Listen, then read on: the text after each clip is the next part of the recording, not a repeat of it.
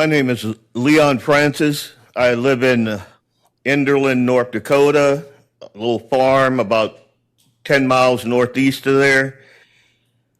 I really have no dog in this fight. I mean, I am a medical freedom guy. I am an individual liberty guy, and I talk a lot.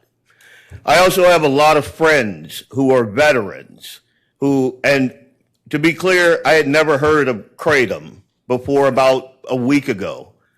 And then one of my veteran friends told me about Armstrong's ban on this. And after that, out of the woodwork, people were contacting me. So I started digging into the numbers and what this whole kratom thing is. And again, 2 seconds of background on me. I'm an all natural guy. I don't believe in like cannabis, and I've had people try to get me to talk about, the benefits of cannabis and I'm not one of those guys. This is something different. You guys asked, what's the difference between kratom and marijuana? There's a huge difference. I have, again, veteran friends. I have friends who are senators, people that you guys know who use natural leaf kratom. And I support public health by regulating like the synthetic stuff under reasonable regulations. But at the same time, I encourage you not to ban natural leaf kratom because it doesn't need to be banned. I gave Heinert at Axman this data point sheet.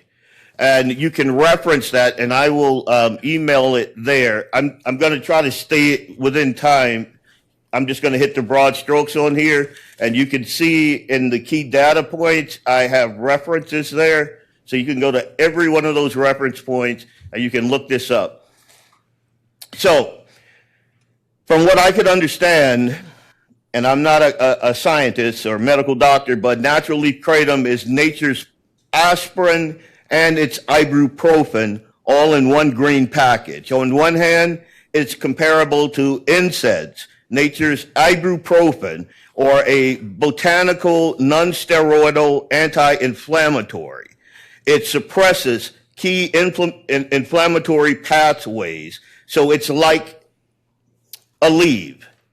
On the other hand, it's comparable to aspirin. Natural leaf kratom functions as one of nature's aspirins through its traditional profile as a plant-derived analogous, I'm not a doctor, I'm sorry, and a mild anti-inflammatory agent. Now, it was, we discussed here that, can you overdose from it? You can't. It's like an aspirin. It's like Tylenol. If you take too much of it, it'll upset your stomach. As a matter of fact, a couple of the people that I've spoken to said the first time they took it, that's exactly what happened. You can't overdose from natural plant kratom because if you take too much, your stomach will reject it. And as I've heard some testimony, you can't mix it either. Just like with aspirin or with a Aleve or something like that, if you drink alcohol with it, you're going to have problems. If you use other drugs like fentanyl, you're going to have problems. Those problems are there. We all know about these problems. And again, it's why I don't understand the rush to ban the natural leaf kratom. Now, I understand the 7-OH, and we can talk about this. This is all in this document that I pulled together here. 7-OH in natural leaf kratom is typically under 0.05%.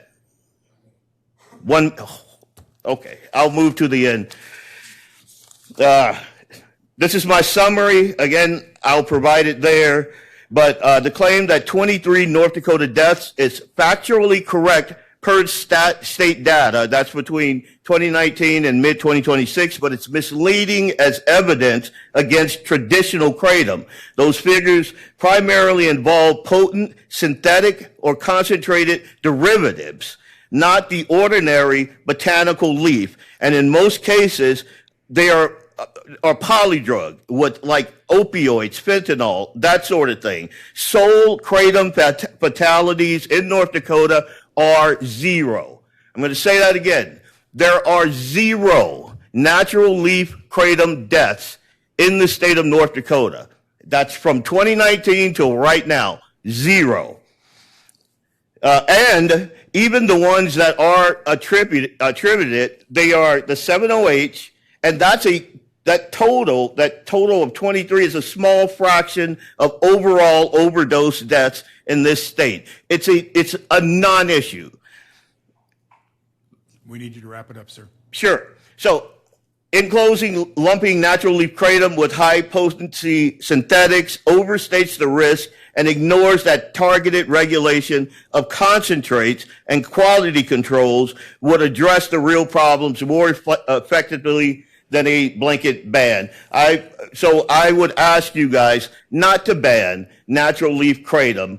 And if you need to regulate something, it should be the synthetic products that have flooded the market. Thank you.